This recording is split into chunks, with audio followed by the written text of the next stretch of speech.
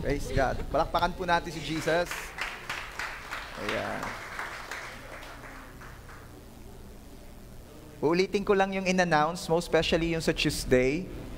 We will be having our face-to-face mentoring para po sa lahat ng mga may handle po ng outreach, yung mga nagsusupport po sa outreach, at yung mga gusto pa pong maging bahagi ng bawat outreach na nangyayari, or you have this desire na magkaroon ng outreach sa barangay nyo, kayo po yung mga ine-expect kong makikita dito sa Tuesday. Again, yung mga may handle na outreach, yung mga nagsusupport sa outreach, yung mga gustong magkaroon ng outreach sa kanila, yung mga gustong sumuport at maging part ng mga outreaches na ito, magkita-kita po tayo sa Tuesday. Ano nga uling oras yon? 6 p.m. Dito po yun sa church. Hindi po laging ganun yung mentoring natin. Online po natin siya ginagawa every Tuesday via Zoom. At tapos meron din po siyang live sa FB. It just happened na meron po kasi tayong pag-uusapang mahalaga. Sabihin mo nga dyan sa katabi mo, mahalaga ang pag-uusapan sa Tuesday. Kaya gusto ko pong gawin natin ito ng face-to-face. Magkakaroon po tayo ng mga team plan, upgradings, at para talagang well-coordinated po ang mga outreaches natin. Kung ano yung kibo doon sa isang gawain, gayon din ang kibo nung isa. Para meron tayong isang vision na nilalakaran. Kasi po, pagka iba ang vision na nilalakaran, ninuman, compare sa vision na nilalakaran ng church, it will create division. Okay? Dapat one team tayo. Kaya pag-usapan po natin what will be our team plan for this year 2025 sa mga outreaches na pinagkatiwala ni Lord sa atin, and at the same time sa mga susunod pang bubuksan ng Diyos. Amen? Praise God. Sama niyo po sa prayer because somebody approached me na at gusto na nilang magbukas ng gawain sa Lapu-Lapu first or second? Second. So sama nyo sa prayer, magandang schedule, magandang panahon. At pang ilan na ba yon? Pang-walo. Oh, praise God. So from 33 barangays ng bayan ng San Jose, pang-walo na yon. So ilan na lamang? 25 na lang. Praise God. Kakaunti na. Okay. Last week, itinuloy po natin yung ating series entitled Seek First the Kingdom of God. At nag-focus lang po tayo sa isang prinsipyo sa kaharian ng Diyos. At ano yon? Delight yourself in the King. Sabihin mo nga, magpakaligaya sa hari. At napag-usapan po natin that Sunday na ang pagpapakaligaya pala sa hari ay yung pagde-desire ng mga heart's desire niya. So, in short, hindi pala pwede na sa lahat ng nagpapailalim sa kaharian ng Diyos, meron pang dinidesire ka ng higit kaysa sa dinidesire at nagpapaligaya sa Diyos. Kaya we need to check yung ating mga desires. Baka kasi idol na yan, baka kasi Diyos-Diyosan na yan. At naniniwala po akong that Sunday, kinilear nating lahat kay Lord, sino ba talaga ang nakaupo sa trono ng ating mga puso? At walang iba yung kundi si Jesus. Si Jesus nga ga. Praise God. Ngayon po, pag-uusapan natin, may kinalaman pa rin po, una nga, sa Seek First the Kingdom of God na series natin. Pero hindi ko na po siya ginawang part 4 para naman, baka kasi mapuno ng Seek First the Kingdom of God, tas part 4, part 5, part 6, part 7. So inilabas ko na siya, pero ito'y under pa rin ng series na yon. And this is another principle under the kingdom of God na dapat din nating mapag-usapan. At malaki ang kinalaman nito sa paghahari ng Diyos sa puso natin. Ang title po ng i-share ko sa inyong umaga ay Guard Your Heart. Let's pray. Father, in the name of our Lord Jesus, kami po ay nagpapasalamat sa biyaya na makapag-Sunday service.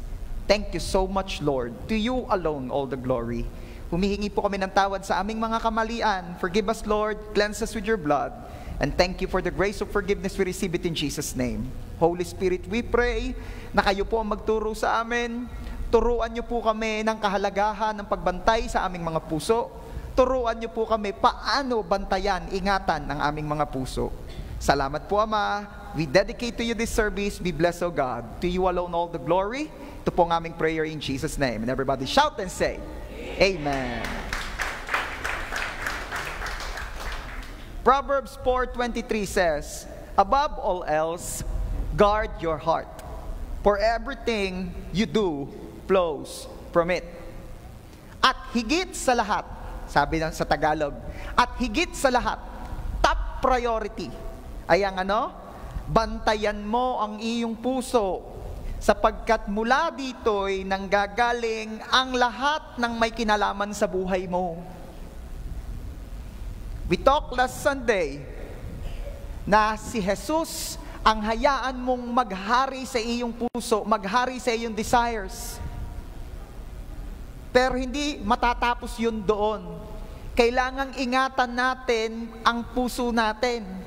Dahil laging may aagaw sa tayo ni Jesus dyan. Kailangang ingatan, kailangang bantayan. At minsan, may mga emosyon, may mga pangyayari na ang target mismo'y puso mo. Simply because they want to dethrone Jesus in your heart.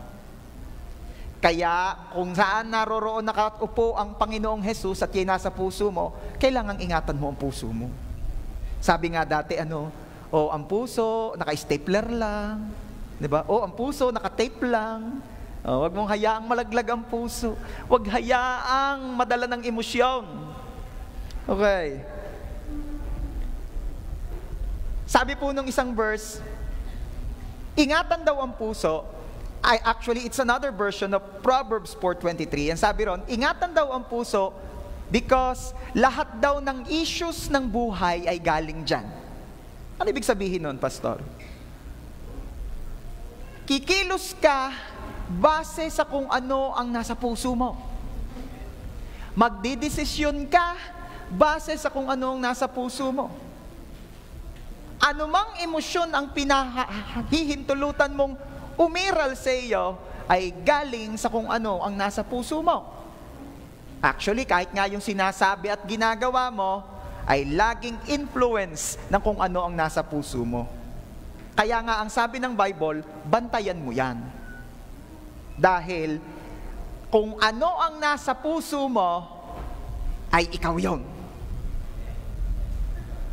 Di mo pwedeng sabihin or i-claim, in love ako kay Lord, pero wala ka dito pag Sunday. Hindi mo pwedeng i-claim na itong puso ko ay punong-puno ng kagalakan, pero nakikita naman sa itsura mo, busangol ang mukha mo. Diba? Tingnan mo nga yung katabi mo, mukha ba yung pasas o mukhang ubas? Diba? Pag ubas, fresh yan, fresh. Pero kapag yung mukha niyan lukot-lukot, ay ubas.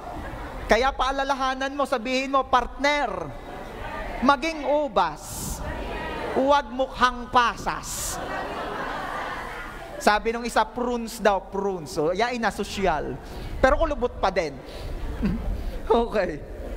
Hindi natin pwedeng itanggi kung ano ang nasa puso mo kasi lumalabas yan sa mukha mo, lumalabas yan sa imik mo, lumalabas yan sa kilos mo.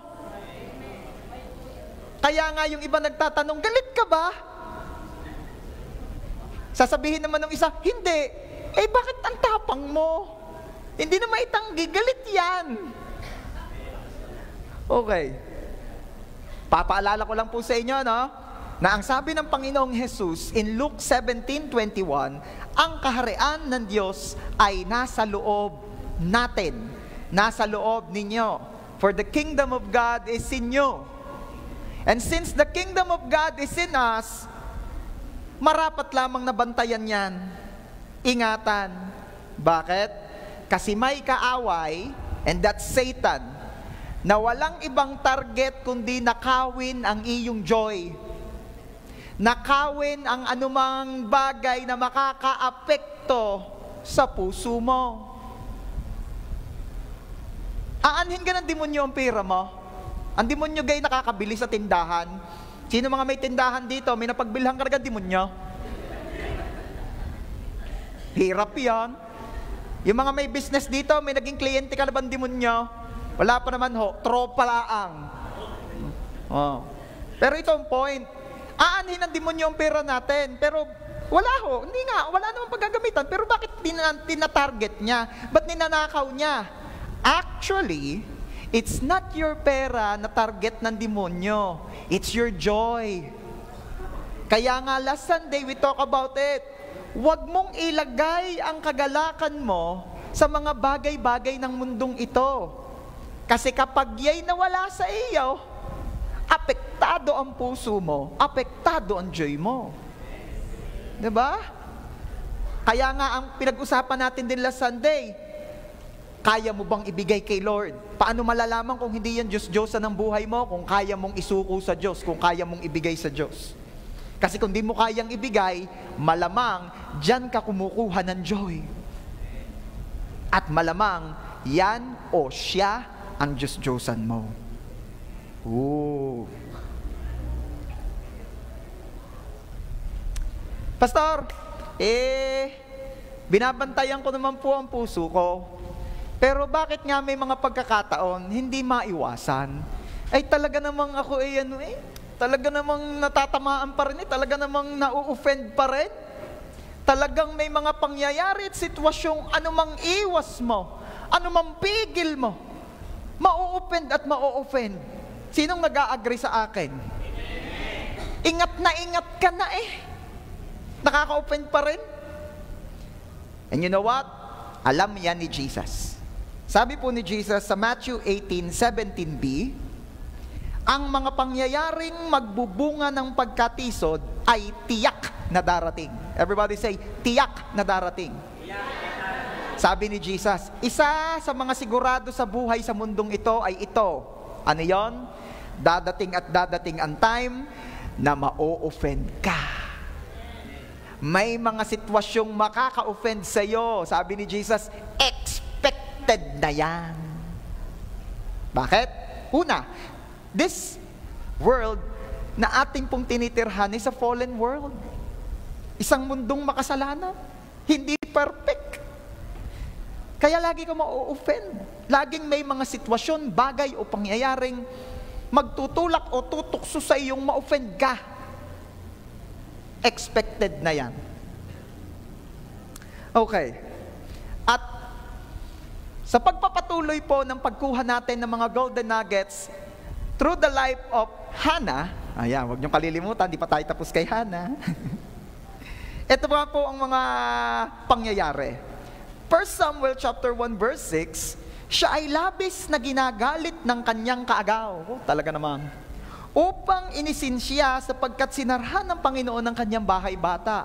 Para po doon sa mga hindi na naaalala yung kwento last Sunday, or for those na ngayon lang po nakarating dito or narinig tong lesson na ito, ang ating po pinag-uusapan ay about sa story or buhay ni Hannah. Si Elkanah ay may 2 asawa. Well, sabi ko nga sa inyo, yun ay nung Old Testament, nung unang panahon. Ngayon naman ay garute, pagkagayaan. Si Elkanah ay 2 asawa. Si Peninnah at si Hannah. Si Peninnah may mga anak, si Hannah wala.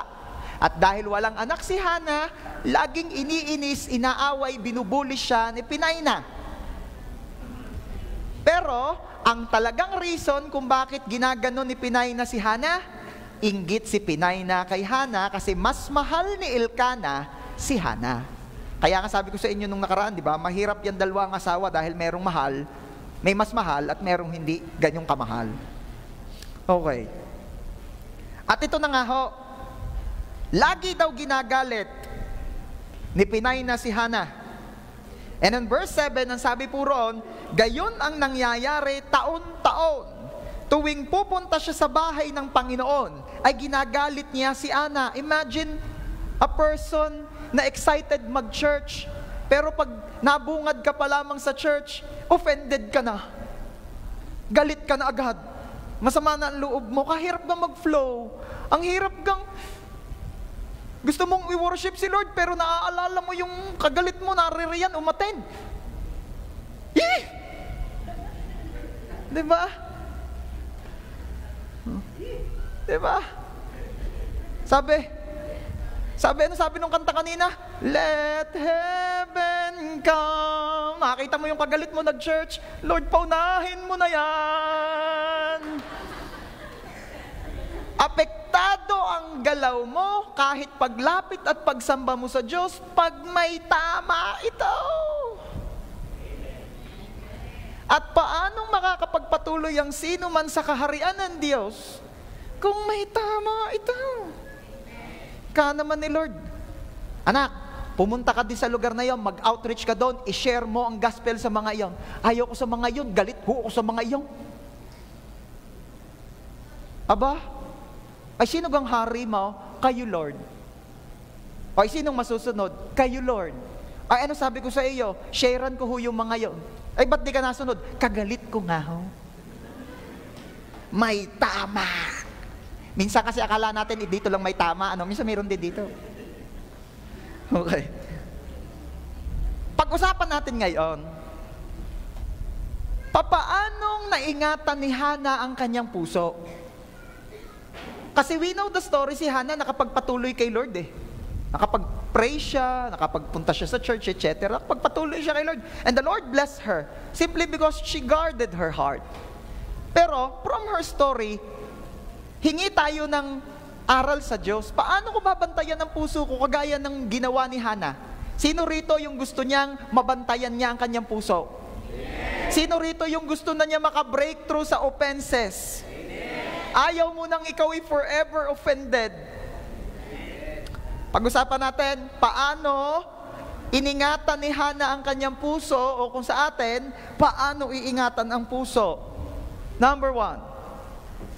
Choose not to be offended. Piliin mo ang wag ma-offend. Sabi mo nga sa katabi mo, yan ay choice. Ay hindi, pastor. Talagang ako hindi niya nabinigyan ng choice. Gusto na niya talaga akong magalit. At habang umiinit ang temperature ng katawan mo, ay pumupula ang balat mo. Sino rito yung pag nagagalit ka, namumula ang tainga mo? Namumula ang mukha mo. Yung morena ka, pero pag nagalit ka, namumula ka. Ay, tisay. Diba? Alam niyo, may nakita ko, hindi ko pa napapanood yung movie, trailer pa lang. Pag nagagalit, lumataas ang temperature, pumupula siya ng pumupula. Hanggang lumalaki na siya at di siya si Red Hawk. Kalaban ni Captain America ngayon. Ayan. Showing February pa. Siya, sige. Doon ang mentoring sa SM. Kainaman mo ng mentoring yan. Okay. Joke lang po. Baka yung mga new friends, oy, grabe, sa sinihan ng mentoring. Joke lang po. Pagkatapos ng mentoring, pwede. Ayan. Pwede mong piliin. Sabihin mo nga, araw-araw ay pagpili. Mapapansin mo, araw-araw talaga namang, lalo pag pinag-pray mo, Lord, gusto ko pong bantayan ng puso ko, mapapansin mo, araw-araw yan, araw-araw ay talagang pipili ka if you will be offended or not. Maaga pa lamang ay talagang pagsubok na yan, labanan na yan.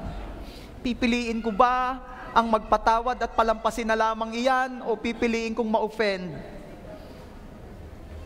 Masira ang aking araw, masira ang diskarte, hanggang sa walang nangyari sa maghapon. Offended. Proverbs 19:11 says, ang matinong pag-iisip ng tao sa galit ay nagpapabagal. Sabi mo nga sa katabi mo, pag mabilis magalit, wala pala sa katinoan. Kita ninyo yung bangaw. Kita ninyo yung bangaw? Alam niyo yung bangaw? Hindi naman inaano ng mga nadaan ng aso. Ay, talaga. At ang pansin ko, pag bangaw, hindi na kaya sa turok, sinasako na. Pinupukpok na, dinidispatch siya na. Tama ang Bible. Ang matinong pag-iisip ng tao sa galit ay nagpapabagal. So, sorry po ha, kung na-o-offend ko. Ayan na nga baga. Pag mabilis na magalit, ay di wala sa katinoang pag-iisip. Okay, tuloy natin. Ang matinong pag-iisip ng tao sa galit ay nagpapabagal, at kanyang kaluwalhatian na di pansinin ang kamalian. Yang palang hindi pinapansin ang kamalian ng iba'y kaluwalhatian mo. Ikaw pala very good in the sight, in the eyes of the Bible, most especially in the eyes of the Lord. Kung merong umu-offend sa iyo, intentional man o hindi, at pinapalampas mo lang. Kapurihan mo pala yun. Goods pala yun. Sige nga, palakpakan mo si Lord. Meron at meron kasi talaga eh. Sabi naman ng Bible, yung binasa natin kanina, si Jesus na mismo may sabi, hindi mo may iwasan, darating at darating talaga yan. It's either sinasadya kang i-offend o hindi. Pag-usapan muna natin yung sinasadya kang i-offend. Alam po ninyo, nasa sa iyo, kaya may mga taong sinasadya't nagpapatuloy na i-offend ka. Pansinin niyo po ito. Pag hindi ka nagpapa-apekto sa kanila, titigil yan. Meron kasi talagang maukit. Meron kasi talagang bully. Pag hindi ka na nagpapa-apekto sa kanila, titigil yan. Bakit? Lugi sa'yo. Lugi. At sino ang hanap ng mga yan? Yung mga, alam ko mayroon dito mga mahilig sa ganito eh. Patola. Sabihin mo nga sa katabi mo, huwag kang patola. Ano ibig sabihin ng patola? Mahilig pumatol. Ay nako, ikaw ang hanap ng mga mauukit. Yang mga patola, kaunting tuldok, tuldok. Kung galit ka na agad, ang higpit ng lala naman niya. So, wag patola. Kaya ang prayer ko, kapag ikaw ay na-o-offend na at ikaw ay gusto mo ng piliing magalit, mag-alsa, tumaas ang bibi, tumaas ang kung anuman. At nakakita ka ng patola, ipaalala ng Diyos sa iyo, anak, huwag kang patola. Ang patola, minimiswahan niya. Ang patola, ginigisayan. Okay. Balikan natin si Hannah. 1 Samuel chapter 1 verse 7. Gayon ang nangyayari taon-taon. Tuwing pupunta siya sa bahay ng Panginoon, ay ginagalit ni Penina si Hannah. Kaya't si Hannah ay tumangis at ayaw kumain. Anong napansin nyo rito? Nung una, na pinipili ni Hannah maapektuhan sa sinasabi ni Penina sa kanya, anong nangyari sa kanya? Siya raw ay tumatangis, umiiyak. At hindi daw kumakain. May nagtanong, bakit Giki hindi nakain? Fasting. Fasting. Baka hindi ka nire-replyan ng bebe mo. Diba? Hindi naman talaga planong mag-fasting napapasting lang. Bakit? Bakit ka ba affected? Bakit ka ba masyadong affected? Kasi nga, hindi na nagre-reply si aking, oksihina? Hindi na nagre-reply ang aking oksihina. Pag di na makahinga. Hindi makarelate Sabi ko sa inyo, relate tayo sa mga bata, may mga bata na gayon. O aking oksihina. Okay. Alam ninyo, nagtatanong yung mga tita, ano yung oksihina?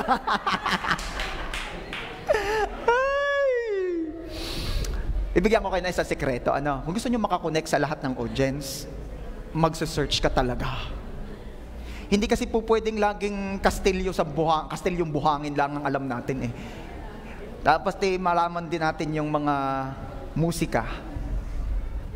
Ayun. Oksihina. Ano pa ba mga kanta ni, Marilag. Sample? Wag na. Okay. Okay. Mahirap kantahin yun, ano? Iba ang tono ng mga kanta ng kabataan ngayon, pag ganyan eh. Si Hana ay hindi daw makakain. Alam nyo, lalo kong naunawaan ang kalagayan ni Hana. Yiki, gutom na gutom. Tapos ikaw ay offended. Lipas ang gutom mo. Ay, hirap. Kaya nasa iyo ang kapangyarihang pumili. Sa pagitan ng mau-open ka pa lamang at offended ka na, lagi yung may pagitan o pagkakataon to choose. Sabihin mo nga dyan sa katabi mo, lagi kang may pagkakataon to choose. Yung split seconds na pagitan ng offense and be offended, may split seconds yan, ilang segundo yan. Pero at least meron na moment for you to choose.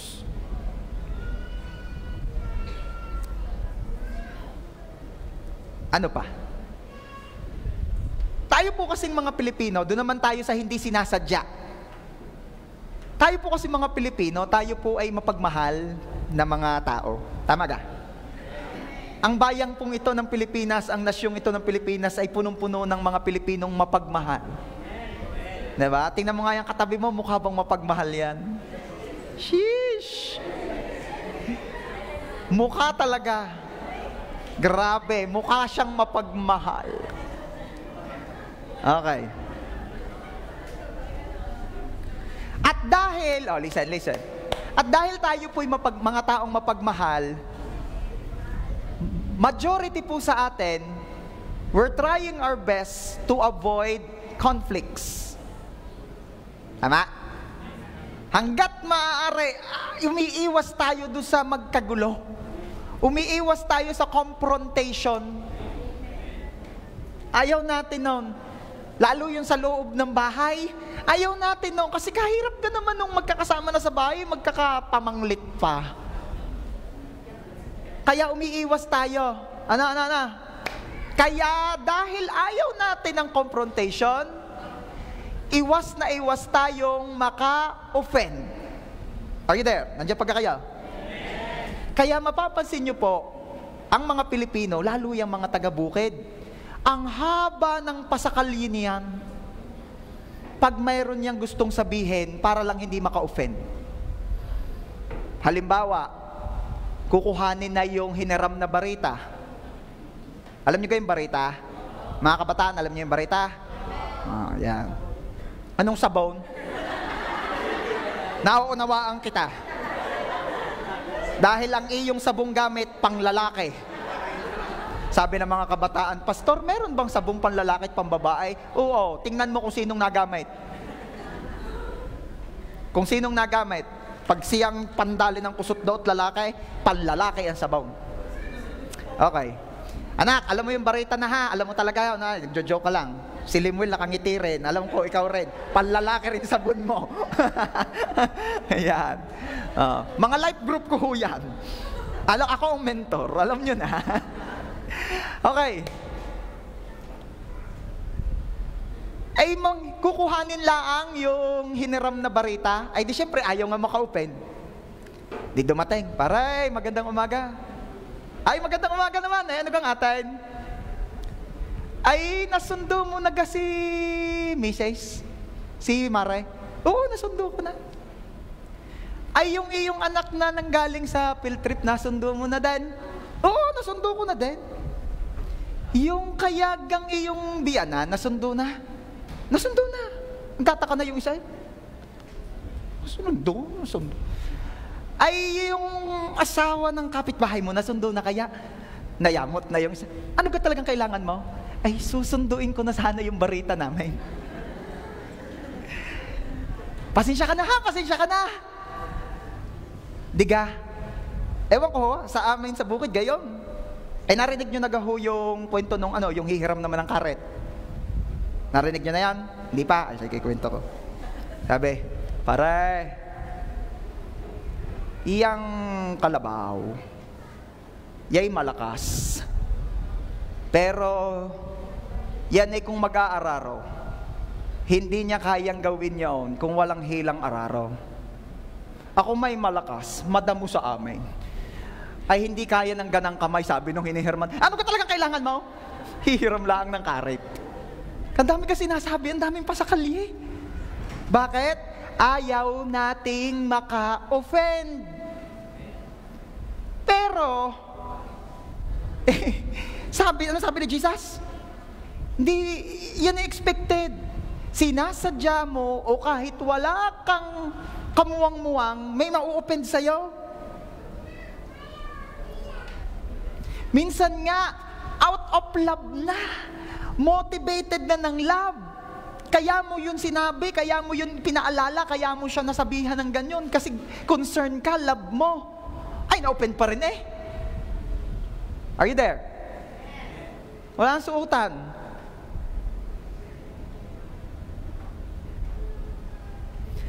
And it is in you the power to choose not to be offended.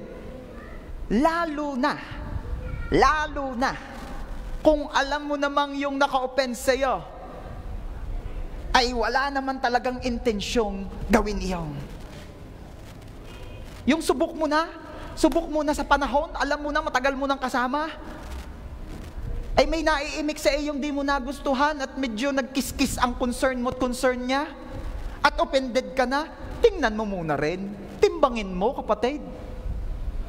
Yang gang nakaimik ng iyan sa iyo, uungat alangan at baka nga hindi na pag-isipan, careless ang pagkaimik, takles, pero timbangin mo, sino gayong umimik? Kanino ganang galing yon? Yung gay tatay mo, nanay mo, somebody na concerned sa iyo, mahal ka, or it could be your pastor, it could be your life group leader. Timbangin mo rin naman, lagyan mo rin naman ng timbang, sino yung umimik? Kalaban mo ga siya? Hindi po. Ba't ka offended? Ba't ka galit? Kasi po, nasagi ang di dapat masagi. Alam, napansin ninyo, gayon nga yung kung alin yung iniingatan mo, siyang laging nasasagi. At yun ay pag nasagi, napakasakit. Misay gayo. Pero, madalas ko nasasabi, ulit-ulitin ko, kapag kayan ay nasasaktan at pinadudugo, it promotes healing. It promotes healing. Tingnan ninyo yung hindi dumugo, at ang sabi, ayos na, wala naman dugo.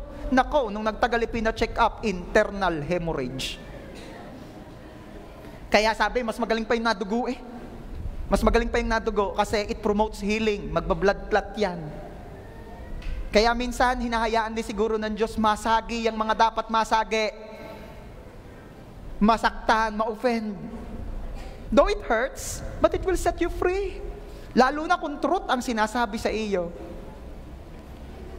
Are you there? Bakit ko ito sinasabi sa inyo? Year 2025 is the year of God's unstoppable move. At kasabay po noon ang God's unstoppable blessing. Hindi natin mararanasan ang pagpapalang yan at kilos ng Diyos na yan kung hindi pa ayos at handa ang sisidlan. Tandaan nyo yan. Ano sabi ni Jesus? Ang bagong wine ay para sa bagong sisidlan. Hindi pwedeng ilagay ang bagong wine sa lumang sisidlan sapagkat puputok ito. And those who are expecting new things from the Lord this year 2025, kailangan bantayan, ingatan mo, ayos mo ang iyong puso. Yan ang iyong sisidlan. Hindi dadating ang bagong pagpapala hanggat hindi ayos ang lalagyan. That is why ito'y pinag-uusapan natin. Sinong excited dito? Sino ang handang magpaayos ng puso ngayon sa Diyos?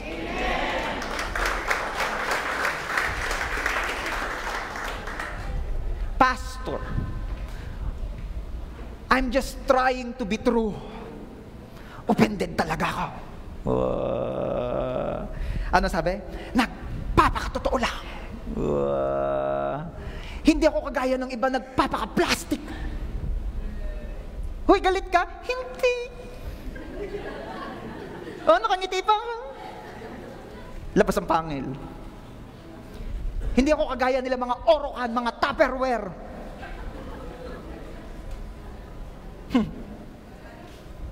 I'm just being true. May sasabihin ako sa inyo. Huwag kang makontento sa being true. Don't just be true. Be Christ. Be like Christ. Hindi po pwede na yung mga nagpapasakop sa kaharian ng Diyos laging sasabihin, nagpapakatotoo lang ako. Wag lang lagi nagpapakatotoo. Magpaka-Kristo. Si Jesus na hinog para ma-offend, ay anong ginagawa? Nagpapatawad. Si Jesus na nung pinahihirapan, ibinibintang sa kanya mga bagay na hindi naman siya talaga ang gumawa, ay anong sinasabi? It's okay. You don't know what you're doing. Si Jesus na nung pinahihirapan na, ano ang sinasabi? Father, forgive them. Yung tao, pag nahihirapan na, pag na-offend na, I will not forgive you. But what Jesus is doing, nung may gumagawa ng masama sa kanya at may nananakit sa kanya, Father, forgive them, for they not know what they're doing. Forgive them, forgive them. I love them. Sabi niya doon sa Romanong pumapako sa kanya, siguro sa isip ni Jesus, ililigtas kita, anak. Ikaw din, ililigtas kita. Yung tumusok sa tagliran niya ng sibat, ililigtas kita. Huwag laging magpapakatotoo. Kay magpaka-Kristo. Sabi nga ni Pablo, imitate me as I imitate Christ. Let's imitate Christ. Okay lang kung yung pagpapaka-plastic mo, ang motivation ay maging kagayat kamukha ni Kristo. Offended na ako, pastor Hindi pa ba ako magpapakatotoo? Magpaka-Kristo. At tumahimik ang JA1 San Jose. Be like Christ. Kasi pag nagpakatotoo ka, naku, lalabas talaga ang pangil mo, hahaba ang kuko mo, mahahati ang katawan mo, lalabas ang pakpak mo. Maniwala ka. At hindi mo alam kung ano ang kapasidad mo. Hindi mo pa alam kung ano ang extreme na pwede mong gawin. Kaya alam nyo sa husgado, hindi pala tinatanggap yung dahilang nagdilim ho ang paningin ko. Hindi valid. Baka naman ho pwedeng i-absuelto na, nagdilim lang ho ang paningin. Itanghalin tapat. Tinagamoy sa kaparangan, tanghaling tapat. Dilim ang paningin, hindi tinatanggap sa husgado. Mga kapatid, hindi mo alam kung ano ang kaya mong gawin. Kapag nagpakatotoo ka, so magpaka-Kristo. Sabi mo nga dyan sa katabi mo, magpaka-Kristo. Be Christ-like. Andiyan pag-aho kayo. Sige, palakpak kay Lord. Kay Lord.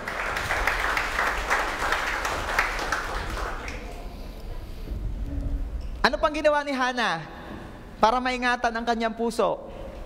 Hannah prayed. And that's number 2.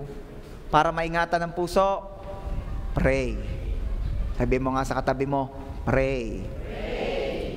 1 Samuel chapter 1 verse 10. Si Ana ay labis na nabagabag at nanalangin sa Panginoon. Anong sinabi ng Bible? Ano daw ginawa ni Hannah? Nabagabag at nanalangin. Yung iba kasi, pagka nabagabag, nambababag.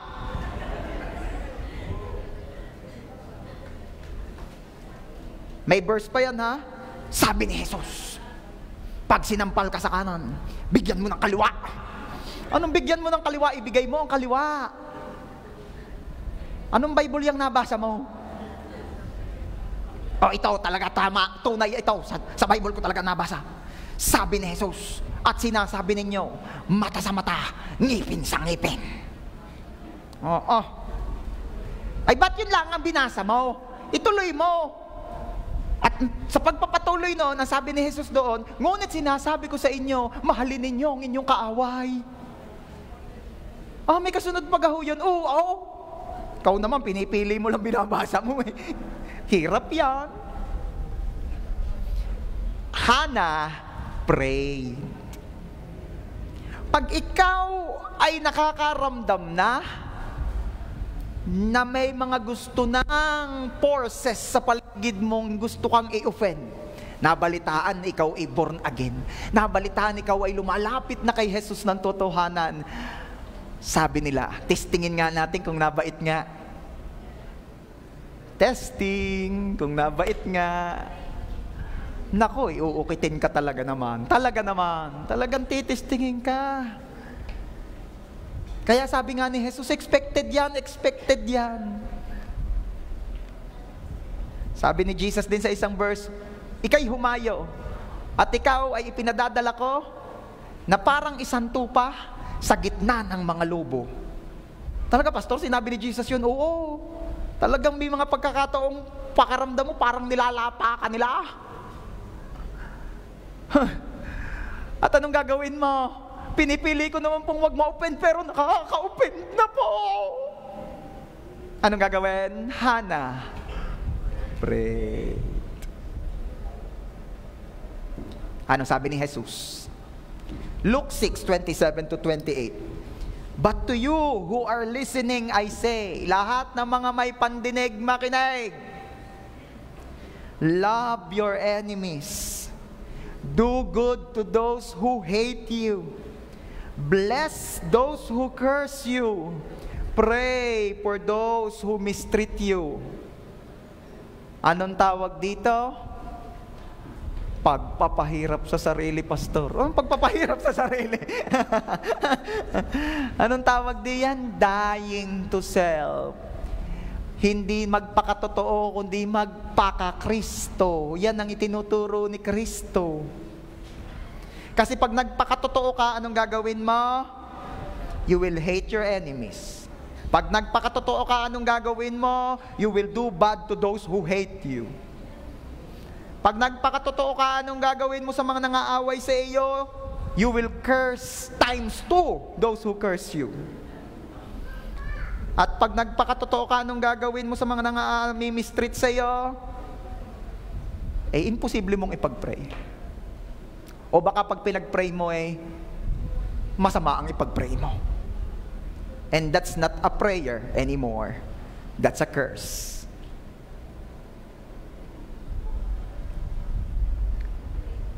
Alam niyo, sabi nung isa, malamang sinasabi mo rin yan dito ngayon. Pastor, ipinagpe-pray ko naman. Narinig ko na kasi yan, pastor. Ipag-pray daw nga yung mga kaaway, yung mga nakaka-offend. Pinagpe-pray ko naman, pero ito po ang pansin ko. Offended pa rin ako. Sino yung may lakas ng loob na aamin na siya gayon nga, na ipag-pray na niya, pero ba't offended pa rin?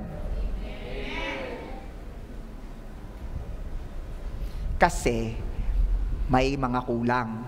Sabihin mo, may mga kulang. Sa kabila namang kulang-kulang. Ang prayer mo, hindi yung katabi. Yan, na-open na. Sasabi ko na sa iyo hindi talaga maiiwasan. Kanyaman na. Guard your heart. Guard your heart. Bakit? Anong meron? Anong kulang? Basahin natin. Philippians chapter 4, verse 6. Tulungan niyo po akong magbasa. 1, 2, 3. Basa. Do not be anxious about anything, but in every situation, by prayer and petition, with thanksgiving, present your requests to God. Alam nyo kung bakit galit ka pa din? Kasi ito ang kulang. Una, kulang ka sa pagpili Kagaya nung pinag-usapan natin sa number 1, anxious, nag-aalala, naaapektuhan, piniling ma-offend. So, kailangan magdesisyon ka talaga, yun ang number 1, kaya yun ang inuna ko eh. Do not be anxious. Do not be over-affected. Do not be overwhelmed. Yan yun eh. Piliin mong wag ma-offend.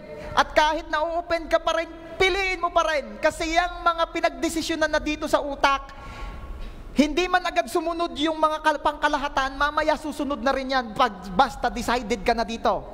Decided ka na. Susunod yan. 'Di ba? Yung mga nagpa-fasting dito, 'di ba? Ayaw makisama nito. Kurok ng kurok. Ano kayo? 'Di ba? Kurok ng kurok. Hingi ng pagkain. Decided ka na. Decided ka na. Ang lati mo eh. Sino rito yung sa biyaya ni Lord sa third day niya naka-breakthrough na? Oo, no, wala na, no? Praise God, biyaya ni Lord. Talaga lang yung unang 3 araw, yun ang mahirap eh. Wala eh, dinidipit mo yung body mo. Sinasabi mo, hindi ikaw ang hari ng buhay ko. Hindi lamang sa tinapay nabubuhay ang tao, sa kanin din. Sa salita lang, Diyos. Let your hunger for food remind you of your hunger for God.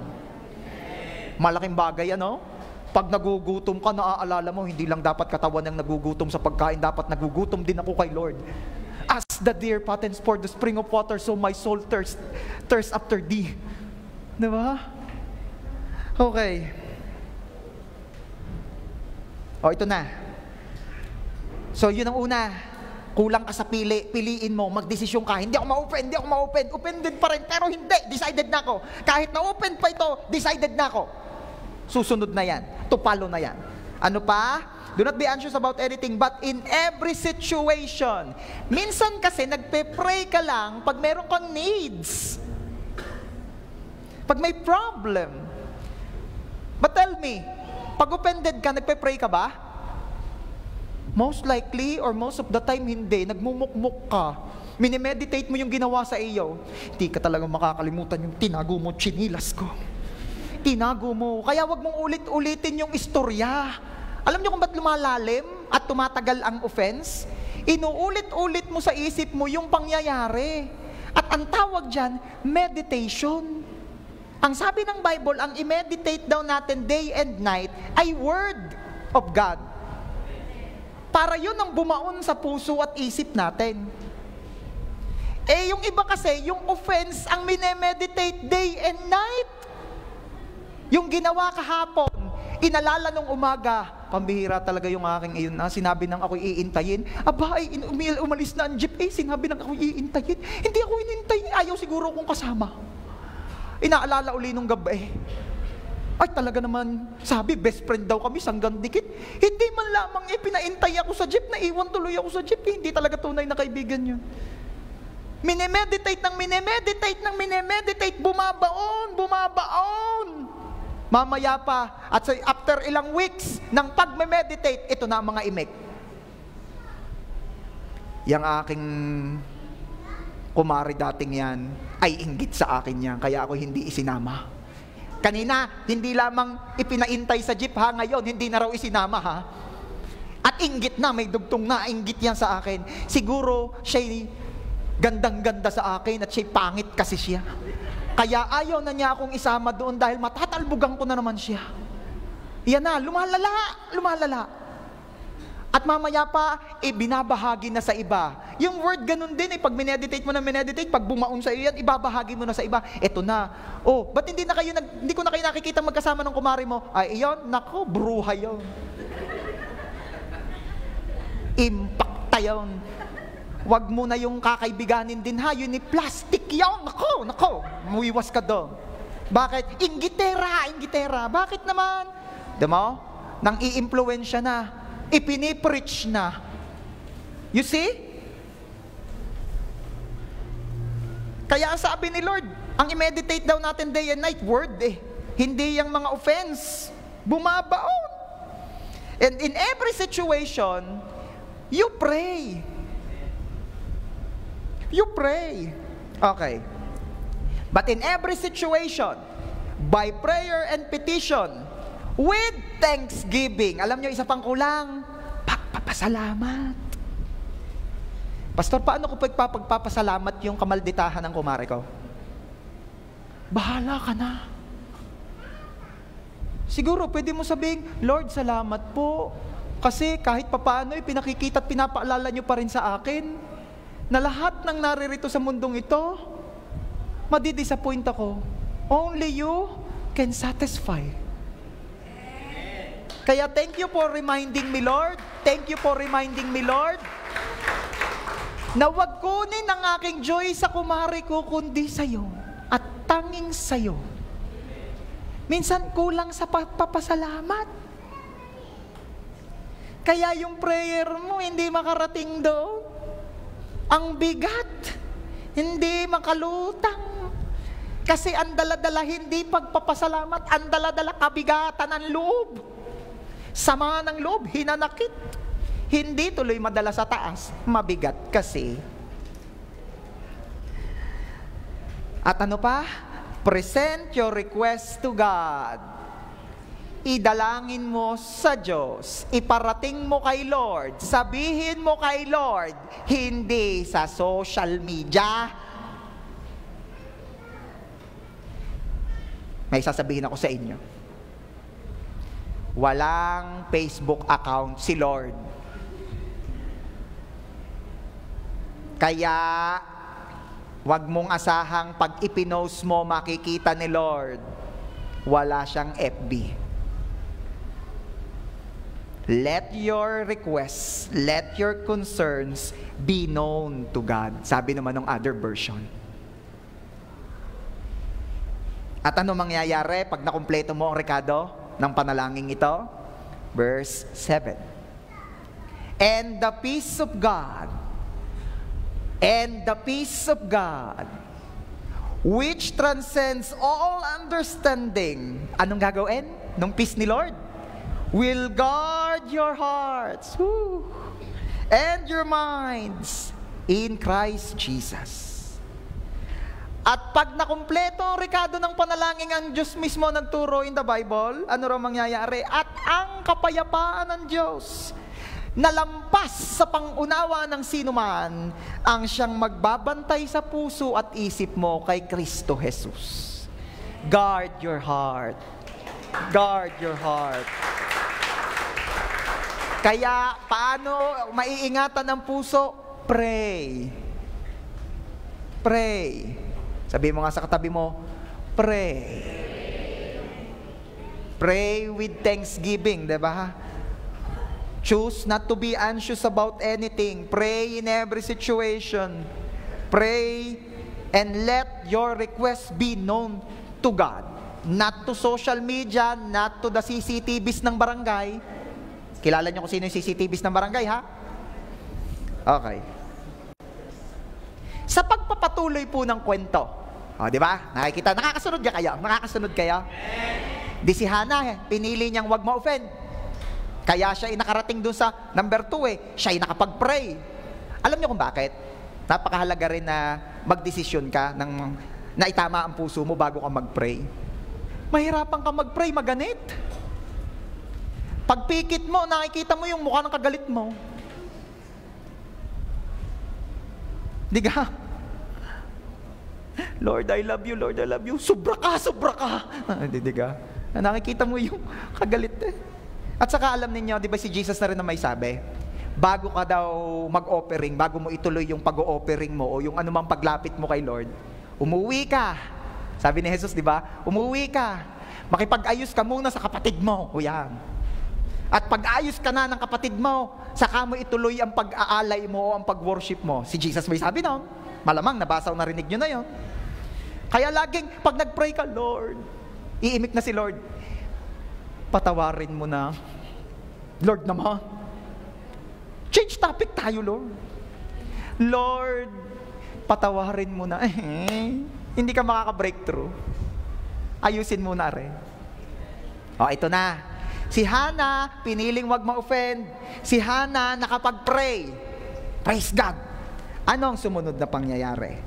1 Samuel chapter 1 verse 12. Tulungan niyo po ako magbasa. 1, 2, 3, basa. Habang siya ay patuloy sa pananalangin sa harapan ng Panginoon, pinagmamasdan ni Eli ang kanyang bibig. Sino po si Eli? Siya po ang high priest sa temple. O ang modern counterpart po niyan ay the senior pastor. Pastor po ni Hannah, si Eli. Tuloy. Verse 13. Si Hannah ay tahimik na nananalangin. Tanging ang kanyang mga labi ang gumagalaw. O basa, na-open ako, ayaw niyong bumasa. Ngunit ang kanyang tinig ay hindi naririnig. Kaya't inakala ni Eli na siya'y lasing. Yan ang nga baga. Ang mga pangyayaring makakatisod ay hindi mo maiiwasan. Verse 14. Kaya't sinabi ni Eli sa kanya, hanggang kailan ka magiging lasing? Alisin mo ang iyong alak. Piniling wag ma-offend. Ang tindi ng pinagdaanan bago na piling wag ma-offend. At naka-breakthrough, nakapag-pray na. Salamat Lord, narito ako sa church. My safe place. My safe place, the church. Lord, thank you po. Ako po'y nakakapag-pray, nakakapag-pray. Ganun siguro mag-pray si Hannah eh. Bibig lang daw nagalaw eh. At nakita ng kanyang pastor, ni Pastor Eli. Ano yung pilido? Ano Soriano? Wala yung pilido. Ano sabi ni Eli? Lasing! Sa church pa! Ang higpit mo! Ay, kagagaling-galing lang. Nagaling pa nga lang. Babagong gamot niya, kinukot-kot na naman. Hinog na naman sa offense.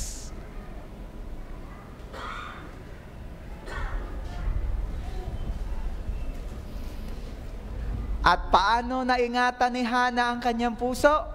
Papasok tayo sa number 3 and we will end up with this. Hannah respected God's delegated authority. Nirespeto, iginalang ni Hannah ang authority.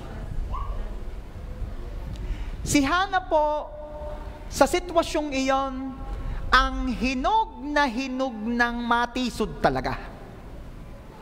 Hinog ng ma-offend. Bakit? Ang lala na nga ng pinagdaanan kay Pinay na. Alam nyo, usually, yung mga taong down, mas sensitive yan. Tama? Mas sensitive yung mga taong down. Kaya yun yung down na, tapos may ma-encounter pang another na gayon na naman. Ay, ika naman ano bang gusto ninyo? Inginungod-ngod nyo na ako eh. Down na nga ako eh. Isa ka pa! Diba? Hinog ng ma-offend. Pero, na-offend ba si Hannah? And, the next question is, binastos ba niya si Eli? Ituloy natin ang story. 1 Samuel chapter 1 verse 15. Ngunit sumagot si Hannah, hindi, Panginoon ko. Oh, wag kayo malilito ha, yung Panginoon dyan, small letter P. Lord, or Master, or Sir. Hindi, Panginoon ko. Ako isang babaeng lubhang naguguluhan. Hindi ako nakainom ng alak o inuming nakakalasing, kundi aking ibinubuhos ang aking kaluluwa sa harapan ng Panginoon. Verse 16. Huwag mong ituring na babaeng hamak ang inyong lingkod, sapagkat ako'y nagsasalita mula sa aking malaking pagkabalisa at pagkayamot. Ano nakita natin dito? Si Hannah, iginalang si Eli. Nagpaliwanag lang siya, pero hindi niya binasto si Eli. Hindi niya sinabi, lumayo ka sa akin, pastor, baka ikaw ni mabigwas ang Korea, isa ka pa. Hindi niya pinaringgan si pastor sa social media. Si pastor Eli kung iyan. Mahirap magkaroon ng isang pastol na pinagbibintangan ang tupa. Hashtag, wag ganon. Hashtag, di ba? Hindi niya pinaringgan sa social media si Pastor Eli. But Hannah respected the authority.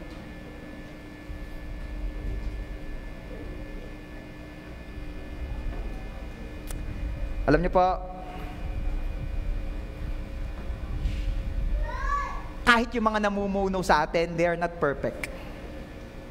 At dadating ang time that you will be offended. You will be, anong tawag doon? Madidisappoint ka. Madidisappoint ka. At expected ni Lord yan. Kaya pinaalalahanan na agad niya eh. In Romans 13 verse 1, sabi po doon, everyone must submit to governing authorities. For all authority comes from God. Everybody say, all authority comes from God. And those in positions of authority have been placed there by God. Ang Diyos daw ang naglagay.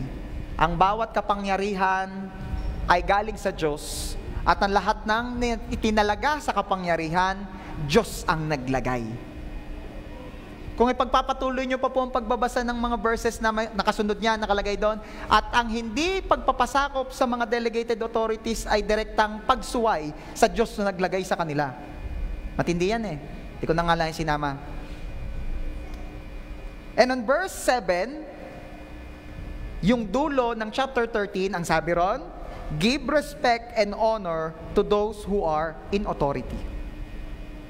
I don't know kung ano ang iyong tayo ng puso sa namumuno sa bansang ito sa ngayon. Hindi ko alam kung ano ang tayo ng iyong puso. Ano? Pero, isang bagay ang gusto kong ipaalala sa ating lahat. Hindi ako exempted. Imagine a nation without authority. Imagine ang isang bansang walang namumuno. Kagulo yan. Diba? Eh, yun na lamang sa school ng mga bata, imagine as a classroom na wala ang teacher. Sinong mga kanya-kanyang kwento? Ako, imposible. Lahat tayo dumaan dyan. Meron nga rito, ikaw pa ang promotor. Yung caught in the act ka, ikaw yung nagsisisigaw sa una, biglang pasok ng teacher. Gulo, pag walang namumuno. Imagine a company na walang boss. Oh, tuwan-tuwang mga daga pag wala ang pusa. Diba? Gulo yan. Baka may mga nagpapanuntukan na diyan. Oh, tapos sa halip magtrabaho, nagbabarik. Imagine a church without the senior pastor. Pag naubusan ng ustya, hindi maintindihan kung ano ang ibibigay. Skyflakes ba? Eggnog o ano? Imagine without authority. Our God is a God of order. At naglagay siya ng mga otoridad dahil gusto niyang may kaayusan. Hindi perfect. But God wants to be everything in order because He is a God of order. Kaya kahit sa bahay, iniayos ni Lord ang patas. O, makinig. Kahit sa bahay, iniayos ni Lord ang patas. At sino ang mamumuno? Kung sino daw ang mas malakas ang boses. Kung sino ang tatay, kung sino ang ama, siya ang mamumuno. Pastora, mamaya ka pumasok dyan.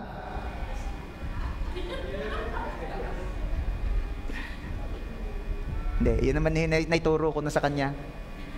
Alam niya kung sino mamumuno. Sabi ko, ako ang leon! At si pastora ang trainer.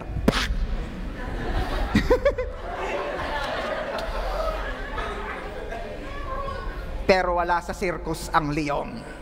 Nasa jungle. Trainer ka dyan. Nasa mga life group ko. With the way. Hi, alam ko mga kuting pa rin kayo hanggang ngayon. Pero, learn from your mentor. Okay. May kaunting biro lang, pero tunay. Kaya si Lord, siya ang nagsabi, siya nag-institute niyan. Gulo pag hindi ayos ang patas. Believe me. Kaya magpasako. Ay, ayaw na. Sabi nung asawang babae, ay, mga gayon na eh. Magpasako. Okay. At kahit sa mga, sabi nung iba, ako'y gagalang, depende kung kagalang-galang. Talagang mga imikan eh, ano? Pero ano sabi ni Jesus? In Mark chapter 12 verse 17, nung minsang natanong si Jesus patungkol sa pagbibigay ng buwis kay Caesar. Well then, Jesus said, give to Caesar what belongs to Caesar, and give to God what belongs to God. Sabi ni Jesus. Sabi ng mga tao kay Jesus, yan si Caesar, masamang hari yan ng Roma, tayo pinahirapan yan, ninaalipin niya tayo. Magbibigay pa tayo ng buwis dyan, igagalang pa yan. Ano sabi ni Jesus? Ibigay kay Caesar ang para kay Caesar. So Jesus is teaching us to respect authorities, even bad authorities, simply because God is the one na naglagay sa kanila doon. Sino po nakarinig ng story kung gaano kasama ang Pero nung panahon ni na Moses? Diba? Inaping maigi ng Pero sina Moses at ang mga Israelita sa Egypt, ginawang alipin. Pero ano ang sabi ni Lord? Pero, ako ang naglagay sa iyo dyan. Ako ang naglagay sa iyo sa posisyon. Ha? Ikaw, Lord, na naglagay kay Pero sa posisyon, inapingan niya ng mga tao, mga Israelita? Yes, ako. Bakit po? For my glory. Ha? Hindi ba for my sake, Lord? Not for my sake. For my glory. Bakit? That time, mas kilala pa ng mundo ang Egypt kaysa kay Lord. Kaya nung natalo ang Egypt, sumuko ang Egypt sa mga pesteng ipinadala ng Diyos. At nung ang grand finale ay naubos ang army ng Egypt nung nilunod ni Lord sa Red Sea, nabalita ng buong mundo na ang Diyos ng Israel ang Diyos na makapangyarihan. Ibinagsak ang pinakamakapangyarihang civilization that time. Anong ibig sabihin? Naglalagay ang Diyos minsan kahit bad authorities for His glory, for His purpose. Minsan, madalas kasi ang tao nakatitig tayo sa concerns natin. Kaya nga sabi ko sa inyo last Sunday let the desires of the Lord be your desire. Huwag laging selfish desires. Huwag laging self. Hayaan mong yung nagpapangiti at nagbibigay ng luwalhati sa Diyos ang maging tibok din ng puso mo. Para maunawaan mo ang kilos niya. Para maunawaan mo ang mga sinasabi at pinahihintulutan niya. Okay, sabihin mo nga sa katabi mo, partner, respect authority.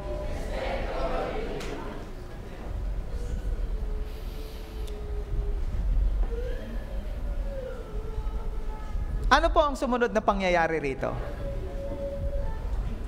Di inirespeto ni Hannah si Eli.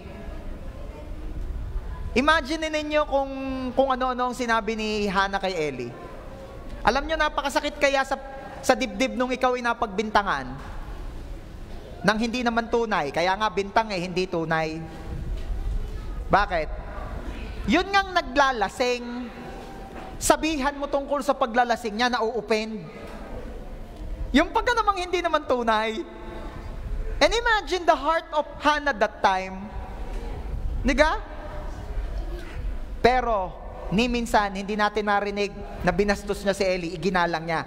At ano ang naging resulta? Sabihin mo sa katabi mo, ito ang naging resulta. 1 Samuel chapter 1 verse 17. Na magkagayoy sumagot si Eli at sinabi, humayo kang payapa at ipagkaloob nawa sa iyo ng Diyos ng Israel ang kahilingan na idinulog mo sa Kanya. Dalawang bagay po ang natanggap, naranasan ni Hannah. Number 1, peace. Imagine kung si Hannah ay hindi gumalang sa authority, binastos niya si Eli, uuwi siyang may kabagabagan. uuwi siyang offended. Pero good thing, iginalang niya si Eli kahit may nasabi sa kanyang gayon. At ano nangyari? Umuwi siyang may peace. Daig ng may peace, yang mga offended. Ang sarap ng ulam niyan. Yung offended ay nakasteak pero hindi yun masarap. Samantalang yung may peace, ang kanyang ulam ay one piece lamang na hawot. At saka ang kanin ay yung kinutkot na lang nadumikit sa kaldero. Ay masarap pa rin yun. Bakit? May peace. Ay yung nababagabag, yung offended, kahit ihayin mo dyan lechon, kahit ihayin mo dyan masasarap na pagkain, niya nakain, pero di niyan malasahan at ang nasa isip niya, grabe siya sa akin. May araw ka din.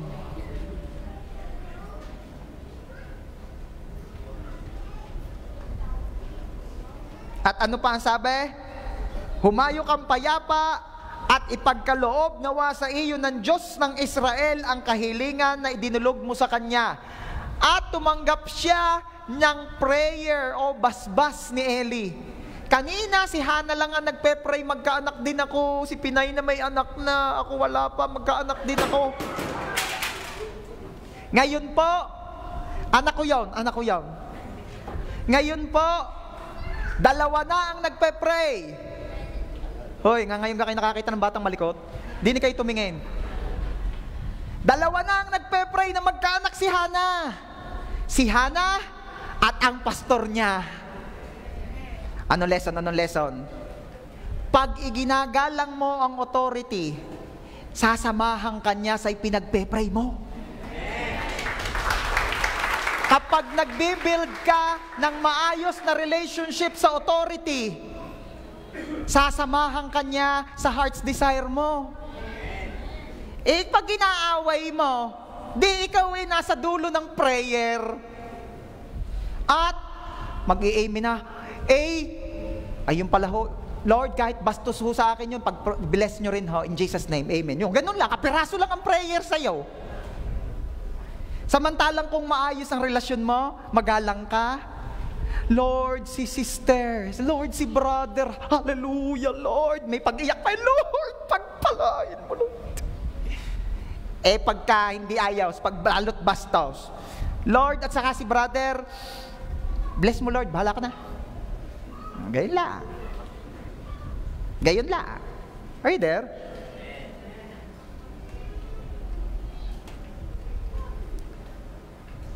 Okay.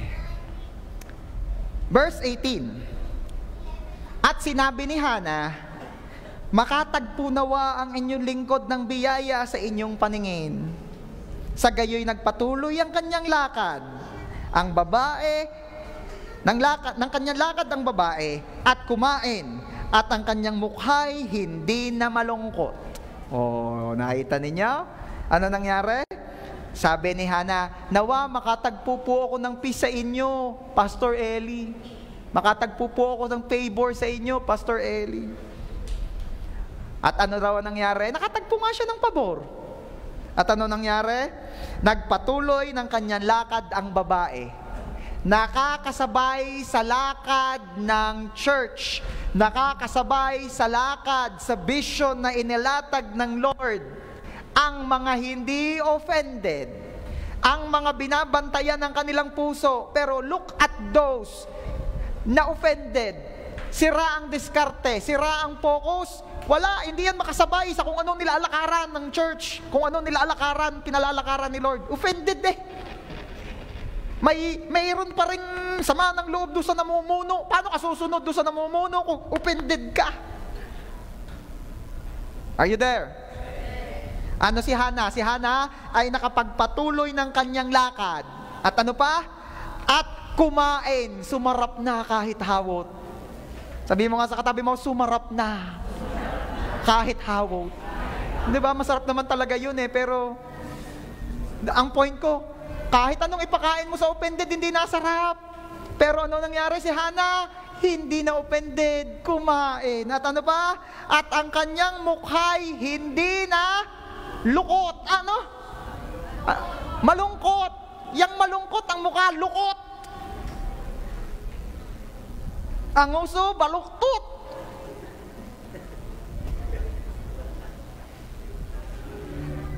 Ang offended, nakaw, laging malungkot yan, laging lukot ang mukha niyan. Ang saya na ng congregation, si brother, si sister.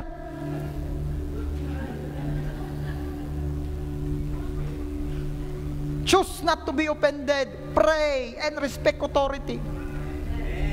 Hindi lang naman yun sa pastor.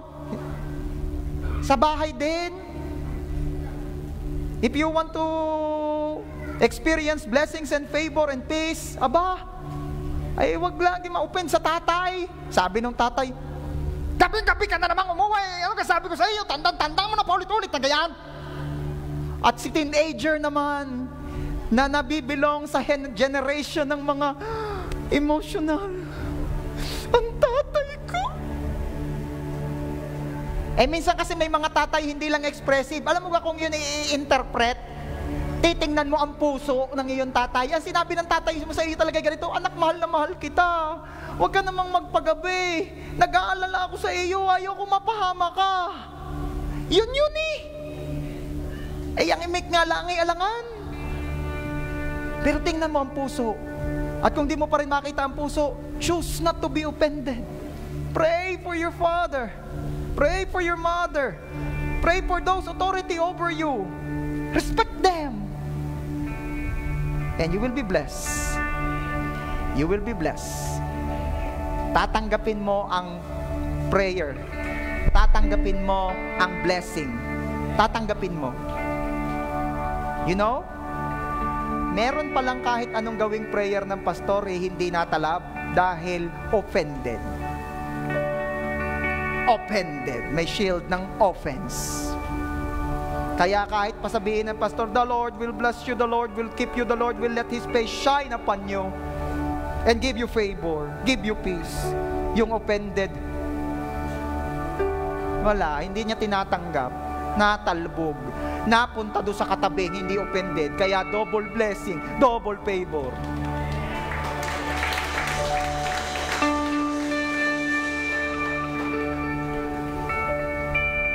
Pastor, hindi po ako makapag-pray, hindi ko maipag-pray talaga. Kasi yung prayer po, pang mahina yan.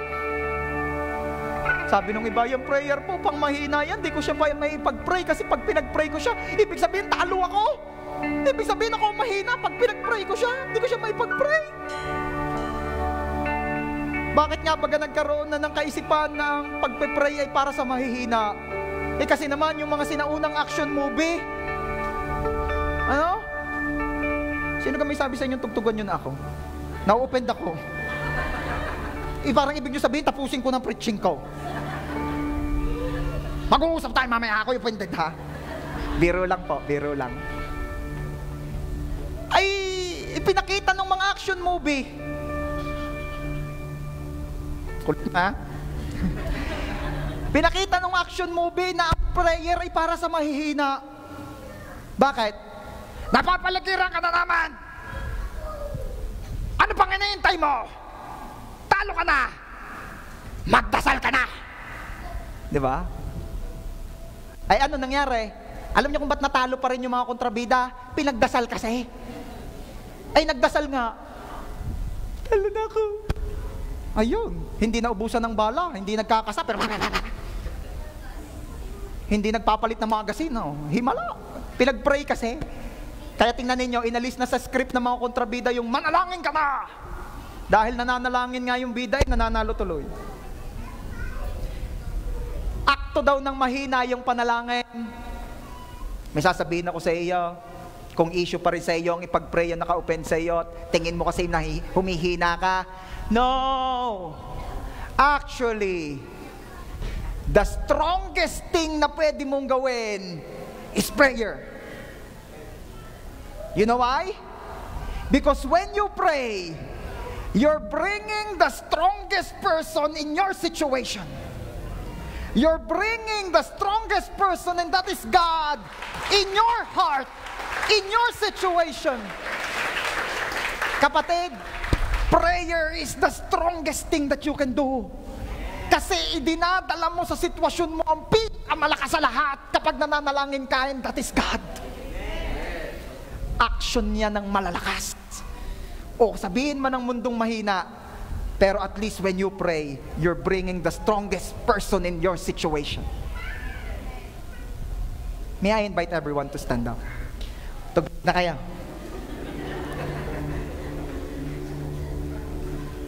Huwag kayo ma-open. Guard your heart. For everything you do flows from it. Okay. Sino may natutunan? Ngayon po, hindi ko alam kung alam niyo itong kantang ito, luma na eh. Pero ang sabi po nung kanta, isa lamang ang sinasabi nung kanta, likhaan niyo po ako ng pusong ayos, Lord. Tulungan niyo po akong ang puso ko ay maging dalisay. Pusong maayos, pusong walang ibang gustong gawin kundi ang kalooban mo. Pusong oo nga, natutuksong ma-offend, pero pinipili laging bantayan ng puso. Bantayan. At itibok ay kung anong itinitibok ng puso mo, Lord. And let this song be our prayer as we end this service ngayong umagang ito. Thank you, Lord.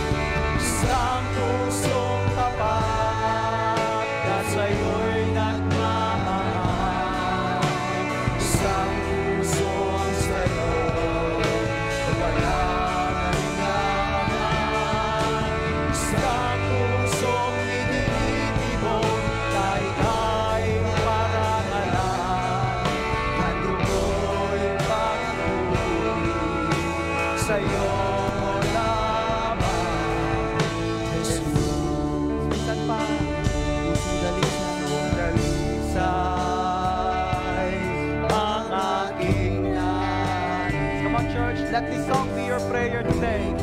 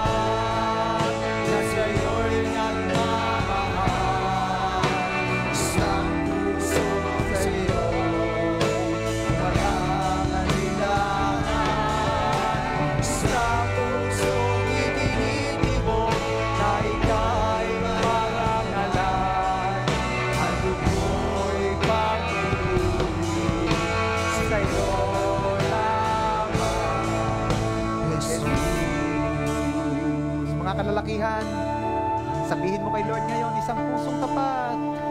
Isang pusong tapat na sa'yo'y nagmamahal.